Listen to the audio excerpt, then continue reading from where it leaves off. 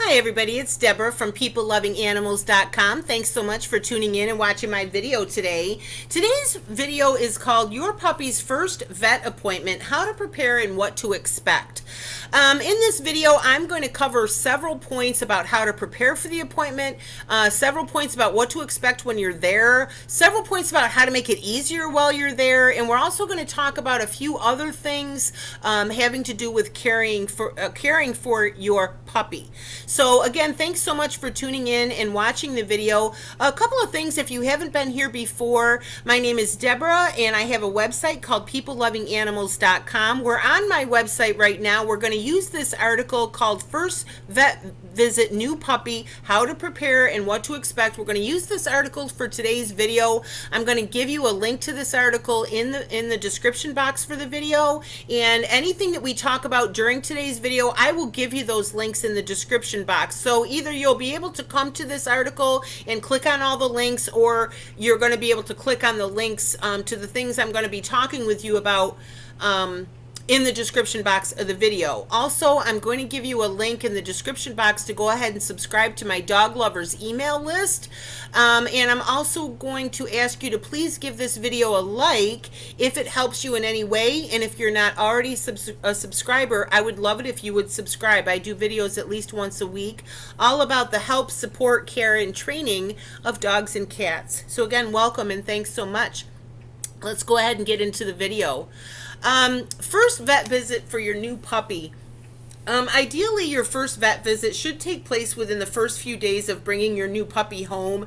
I'm going to give you a link to an article on my website called Preparing for a New Puppy that gives you a list of getting your puppy set up at home. Food dishes, water bowls, their bed, whether or not they should have a crate, where they should sleep, all that sort of stuff. So you can go ahead and read that article for kind of how to get your puppy set up at home. But once they're set up at home, it is time to take them to the vet, and they really should see the vet within about the first week of you owning them. Okay, the first order of business is the cost. All right, this is your first vet visit, and it's going to be many. If you have this dog for years to come, and sadly once that dog becomes old and has health issues, there's going to be many health vet visits in your puppy's future, and so you do have to deal with the cost. Now, there's a couple of things. First, I'm going to give you an article on my website called Help with Vet Bills. That is a whole article with a video all about ways of getting help to pay for your medical care for your puppy. Also, I do strongly recommend getting pet health insurance. There are two that I recommend. I have done the research, I have compared, I make recommendations for my website. One is called Pet Plan. I'm giving you the link to them here. And you're also going to see a link for another one called Healthy PAWS. They're both very good companies, and I'm also going to give you a link to this article that includes a video called Is Pet Insurance Worth It for Dogs? My answer is yes, and when you watch that video and read that article, you're going to find out why. I had several occasions, not just with one pet, but with 4 different pets, where I ran into really big vet bills, and had I had pet insurance for those pets, I could have saved thousands of dollars. So the other thing about pet insurance is it's cheaper when they're young. Okay, the younger your dog, the cheaper the pet insurance is going to be. I know that Pet Plan has pet plans starting at $10 a month. Okay, so it doesn't have to be that expensive, and you can decide which kind of plan you can get. You can get a plan that covers everything. You can get a plan that only covers big, catastrophic sort of things. You can decide, and you can kind of have some control over what your premium would be. But I very definitely recommend getting pet health insurance. The other thing I recommend for help with vet bills is to get Care Credit. Care Credit is a credit card specifically for medical expenses. You can use it for yourself, like for example, you can pay for prescriptions with it at the pharmacy, but you can also use it for vet bills. Most vets, if not all vets, do accept Care Credit because it's just like a regular credit card. And the thing with Care Credit is 2 things I like about it. One is that I like the idea of having a separate credit card for the dog. I like the idea of your dog's medical expenses are managed with this credit card. If you have an expense, you know what the bill is. You can pay the minimum payments if you need to. You can manage it a little better. And the other thing I like about this is the fact that it's money available to you should there be an emergency. God forbid if your pet becomes ill, if your dog is hit by a car, if your dog swallows something. I mean, all these sorts of things. It's nice to have that credit available so that you're not, trying to decide between making the house payment this month or paying for this emergency surgery for the dog. Do you know what I mean? That's a terrible state to be in. And for that reason, also is I recommend having pet insurance, but you can also get care credit. The other wonderful thing about care credit is that if you have a vet bill that's $200 or more, they'll finance it for you interest free for up to 18 months. So that's a big deal. Now, when I first applied for the Care Credit Card, they gave me a credit limit of $300. So then I just used it like the next couple times at the vet. I just used it and then I paid the bill. And then very quickly, they raised my credit limit to $3,500. And at that point, I felt very secure. I thought, I've got this credit card for my pet. If I did have some sort of a vet bill that I wasn't expecting, I can provide this care for my animal and I can, have the 18 months to pay it off interest free. So those are just a couple recommendations. If you have a new puppy, get started right away with pet insurance. Get the money part of it down because you never know when you're going to have some sort of a medical expense with your dog. Okay? Now, preparing for the appointment, first of all, bring any previous medical records. If you adopted your puppy like from an SPCA or a shelter or a breeder, your puppy may have already had some of its shots, for example. So you want to collect any records that were given to you when you got your puppy and take them to the vet with you, okay? Because they're going to need to know, for example, if they've had any shots already.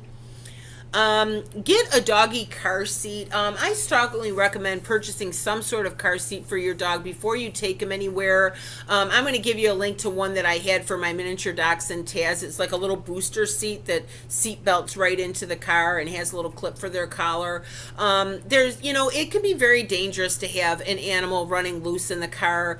Let me give you a couple of examples. Before this little wiener dog Taz, and by the way, when I'm talking about my wiener dog Taz, this is her. A cute little midget. Unfortunately, I lost her back in 2016, but she was 14 years old. She lived a nice long life. But anyway, I had her for 6.5 years. I adopted her later in life. Anyway, let me tell you a couple of things. I had a booster seat for my little dog, Taz. Now, I found that she would behave better in the car if she was in a booster seat that she could see out. If she couldn't see out the windows, she would be very nervous and anxious and panting and whining and carrying on. But once I got her the booster seat, she behaved quite a bit better on the car ride because she could see out. Prior to Taz, I had another little wiener dog named Maggie. Now, I did not have a car seat for Maggie. We're talking more than 20 years ago when I had Maggie. And I had two instances that I want to tell you about. One was I was driving in a pickup truck. It belonged to my husband at the time, and it was an old pickup truck with a bench seat.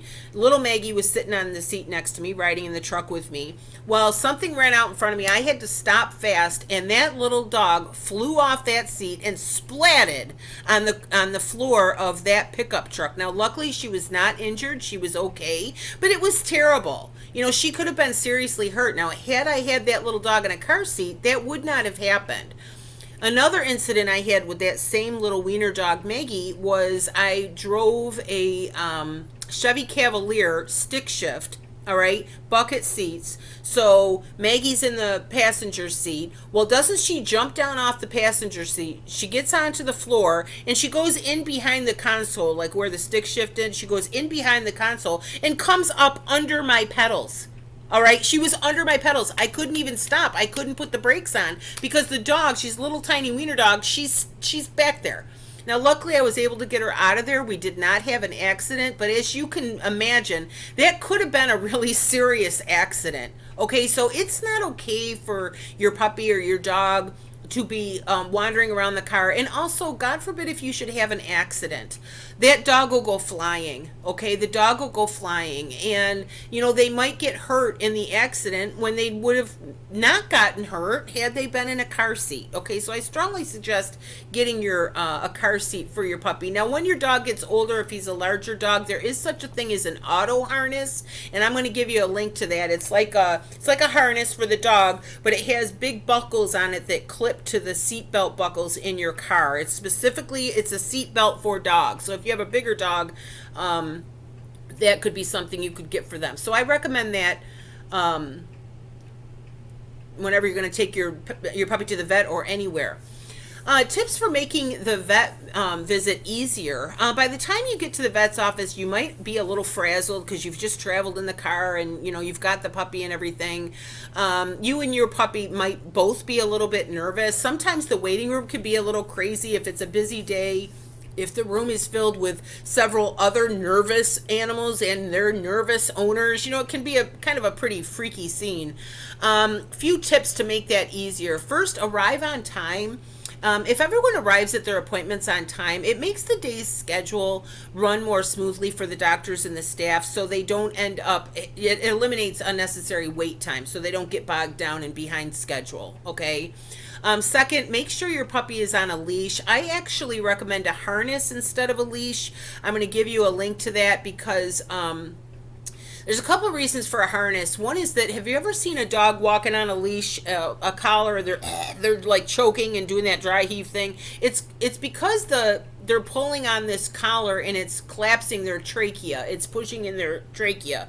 Well, that can eventually collapse, and that can be a life-threatening situation for the dog. So I don't think it's a good idea to have a dog on a collar for its whole life, because you're putting pressure on that their windpipe and their trachea like their whole life on every single walk, and it's not necessary. Put a harness on them instead. Just one of those harnesses they just snap on, and they're easy to use, they're inexpensive. So, and the other reason that I recommend a harness instead of a leash, especially for puppies, is because it is much easier to control a dog on a leash when they're on a harness instead of a collar, because you've got control of their body. It's around their chest. You got control of them. So it's going to be a lot easier to leash train your puppy if you have them on a harness instead of a collar. Just my 2 cents. Again, I'm going to give you the links to those just on Amazon. I'm just going to give you the links to find those on Amazon. Don't allow your puppy to approach other pets, even though your puppy might be excited to make new friends and meet the other dogs.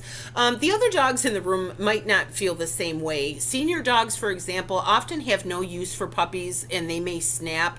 Cats, do I have to even say it? They'll put a slice across a puppy's nose and draw blood in like 2 seconds. Most cats don't have any tolerance for dogs, let alone puppies. Not to mention that the other animals might be there because they are ill. You don't know what is going on with that animal, okay? So you just want to be careful. You want to control your pet in the waiting room.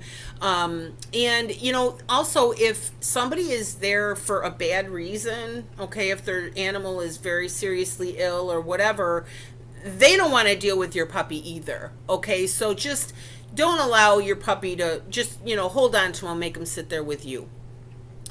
Let your puppy pee before entering the building. Obviously, the staff at vet's office, they're used to cleaning up messes, but it's better to just prevent it. When you get out of the car, always plan to arrive at your vet's office a few minutes early so that you have time to get the dog out of the car, take him to the nearest patch of grass, and wait a few minutes, let the dog go pee, okay? Because it's just better, it's more comfortable for the dog, then you're not going to have a mess, at the vet's office that they have to clean up.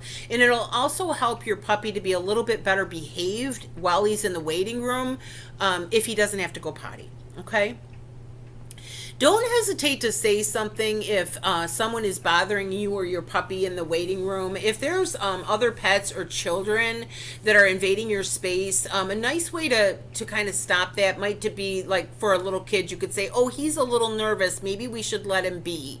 You can say it nicely, but it's okay for you and your dog to be sitting there in that waiting room and not be bothered by somebody's dog or somebody's kid. Okay, so don't be afraid to say something.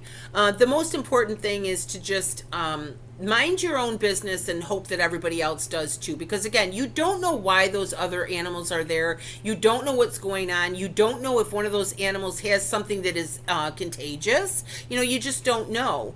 Also, if your puppy is particularly frightened or particularly ill, don't be afraid to ask the receptionist if you can wait in an exam room instead of the waiting room. Okay, don't hesitate to go up to the desk and say, you know what, my puppy's having a really hard time. Is there any place else we could wait?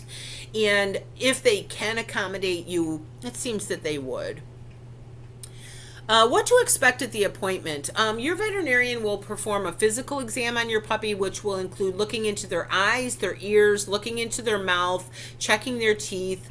He'll also listen to your puppy's heart, and he'll feel around his belly and his abdomen. He will also weigh your puppy. Questions you might like to ask your vet. You know, always don't hesitate to ask questions. You know, usually whenever I've taken my animals to the vets over the years, I usually have a list. I just have a list of a few things I want to cover with the vet, because even if I think I'm going to remember, I don't. You know, so go ahead and make a list and make sure you're getting your questions answered. For example, you might ask, how much does your puppy weigh? How much food should you be feeding your puppy? How often should you be feeding him? You could ask the vet, do you see any problems or issues with my puppy's health? You can ask about grooming, how to bathe your dog, how to clean their ears, how to clip their nails. I'm going to give you a couple of links. One is for an article on this website. It has a really cute picture of my little wiener dog Taz in the kitchen sink getting a bath. There's a nice article on my website about tips for bathing your dog, and there's also a video made by a veterinarian that I'm going to give you the link to about clipping their nails. So, you know, use your vet's knowledge, you know, to get help with whatever questions you have. I would also recommend asking your vet about inserting a microchip. It's a tiny device that's inserted under their skin, and it helps to locate them if they ever get lost, and it lasts a lifetime. Okay, I'm going to give you a link to an article on PetMD that talks about microchips and what they are and what that's all about. And again, this is, you know, you've got a new puppy. These are all things you need to establish.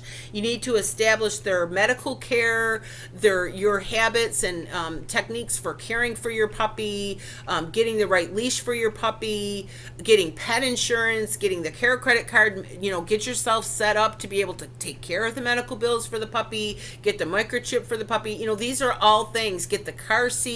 These are all things that you're setting yourself up for this dog's life. Okay? Deworming. Your vet will likely deworm your puppy at his first visit to prevent intestinal parasites. It's important because it can be a major health risk to puppies, and some parasites can be transmitted to other animals and also to humans. So the deworming, even though it's gross, it's necessary. Vaccinations. Dogs are most susceptible to infectious, deadly diseases during the first 3 to 9 months of their lives. Depending on your puppy's age, he may have already gotten some shots already. So like I said, make sure that you're bringing any records that were given to you with the puppy so your vet will know what shots he may have gotten already. Vaccinations are usually recommended for all puppies. They help to prevent the infections and deadly diseases. I give a list of them here in the article. Your veterinarian will be able to determine, obviously, which vaccinations your puppy should receive. You may be given homework. Your vet will likely agree that you should establish healthy habits right from the very beginning for your puppy's health. Dental care, you should learn how to brush your puppy's teeth. My little dachshund named Taz, she would not let me brush her teeth. Now, I didn't adopt Taz until she was more than 10 years old. So she was not only an adult, but she was a senior dog by the time I adopted her. She would not let me brush her teeth. And I wish that whoever owned her when she was a puppy would have established that, because she ended up having 3 dental surgeries in the time that I had her for abscessed teeth. And That cost me $1,000 each, by the way. Go back to pet insurance and having that care credit card. It cost me $1,000 each for those dental surgeries, but obviously it has to be done. An abscessed tooth, it can kill you. The infection can go to your heart. You can't have an abscessed tooth, not to mention the pain. But anyway, she ended up having 3 dental surgeries, and by the time she was a senior dog, she had so many teeth pulled. She only had 12 teeth left. Okay, so, if her teeth had been taken care of her whole life, it would have prevented a lot of unnecessary pain and suffering for the dog, and it would have eliminated a lot of vet bills for the dental care later on. So it's something you should establish early on. Ask your vet how to do it. Go on YouTube, find some videos, learn how to brush your dog's teeth, okay? I have a friend named Sherry. She had huskies. And she said that those huskies would stand right at the bathroom sink. They'd put their paws up on the side of the sink and they would stand there while she brushed their teeth. And that is the cutest visual to me. That is just the cutest thing. But it was a habit. She brushed the dog's teeth every day, and the dog was used to it. And the dog looked forward to it. And it was cute little mommy time. I think that's just the cutest thing. But it's just a funny thing. Anyway, nail clipping. If your dog's nails are not trimmed on a regular basis, they can cause pain. They can cut into their pads, and they can even break off. I am going to give you a video on how to trim your pet's nails. Learning to do it yourself at home will save a lot of trips to the vet and save you a lot of money, and it'll just be easier on the dog if you learn to do that at home. You don't have to. But you can. But I do definitely recommend either having your vet show you how to do it, or else watch this video I'm going to give you to show you how to do it correctly, okay? Prevention is key. Taking your puppy to the vet regularly is the best way to, number one, learn how to properly care for him. Again, ask questions. Use your vet's knowledge to learn the right way to care for your puppy. And number two, to prevent serious illness in the future. I want to tell you about one story that is actually about a cat, but I want to pass on the information. I had a cat named Myron, and he lived to be 14 years old, and when he was that age, he wasn't acting right. There was obviously something wrong with the cat. I take him to the vet. The vet opens up the cat's mouth and immediately says, "Boy, this cat is really pale." And I thought, pale? It was a black and white cat with fur. Like, what do you mean pale? It's not like a person. We have skin. You can see that we're pale.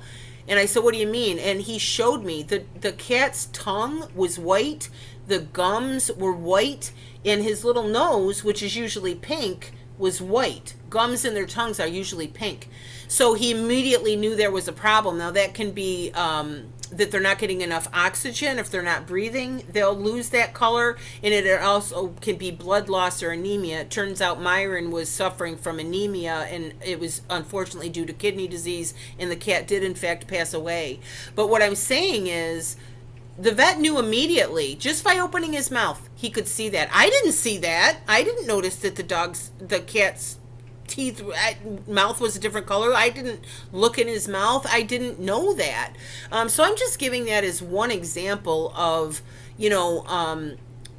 serious illnesses and serious health issues that the vet can very easily determine, even at a regular vet visit. For example, I had a dog who had a heart murmur that was diagnosed at just a regular vet visit, where the dog, the vet was listening to his heart and he detected the murmur. I also had actually had 2 dogs that had congestive heart failure, and that was diagnosed early on, again, at just a regular vet visit, where the vet was listening to the dog's chest and heard fluid in their lungs. And that's how they knew this dog has congestive heart failure, was able to get on the medicine, and it prolonged their life because it was diagnosed early. So it's really important. Like I say, prevention is key. Ask your vet how long or how often your puppy should go to the vet, whether it's every 6 months or every year or whatever, and then make sure you do that. And don't say, oh, the puppy's fine, there's nothing wrong with it, I don't need to take it to the vet. You need to, because they need to be monitored, they need to be seen. And like I said, just that simple exam at the vet, where he's looking in their eyes, he's looking in their ears, he's looking in their mouth, he's listening to their chest, he's feeling their abdomen. so many illnesses can be diagnosed early on just with that simple veterinary exam. Okay, so it really, really is important for the health of your dog and also for the health of your pocketbook. Okay, because if you can have illnesses diagnosed early on, they're going to be much easier and much less expensive to treat than if they're let go and then they become serious. Okay, so save yourself the grief, save your pet the grief, and take them regularly to the vet for their vet visits. I hope that this has helped. If you have been here before, you do already know about this. I donate to animal charities. There are several products and services, not all of them, but several of the products and services that I recommend on my website, peoplelovinganimals.com, and also via these YouTube videos are products and services that I have become an affiliate for. And so therefore, if you use my links to purchase those products and services, I will get a small commission. It's how I do this for a living. Okay, I donate 10% of all of those commissions that I earn to animal charities. And if you go to the homepage of my website, peoplelovinganimals.com, you'll see a list of the animal charities that I donate to. For that reason, I would really appreciate it if you would share this YouTube channel, share my website on your Facebook page, your Instagram page, share it with your friends and family who have pets, because couple of reasons. One is that I've been doing this since 2015. There are now hundreds of articles on the website all about the care, support, training of dogs and cats. There's product reviews. There's all kinds of information about pet insurance, about the cheapest places to get pet medications, all kinds of information that I think your friends and family who have pets would appreciate. And also, like I say, anything that I am an affiliate for that I'm recommending, if somebody purchases it, I give 10% of that commission to animal charities. So I really would appreciate the support and sharing my website and the YouTube channel if you would please. Now, a couple more things before we go. In the description box of this video, I'm going to give you a link to this article, and obviously the article will have all the links within it. I'll also give you all the links to everything we've talked about, all the videos and the articles and the products and everything that we've talked about in this video. I'll give you a link to everything in the description box.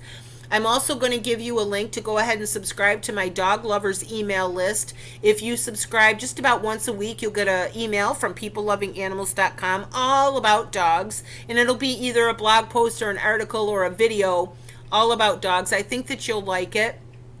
And again, if you're not already subscribed to this channel, I would love it so much if you would subscribe. I do a video at least once a week, and I would love to have you on board. And I also give a link in the description box if you would like to make a donation to support peoplelovinganimals.com. That is appreciated as well. So again, thank you so much. I hope that this has helped. I would love it if you would leave a comment down below the video. Let me know, what breed of dog did you get and what is your puppy's name? I would love that if you would please share it. Okay, so again, thank you so much. I hope that this has helped. If it did, please give it a like. Again, my name is Deborah, and my website is peoplelovinganimals.com. Thanks again. Bye-bye.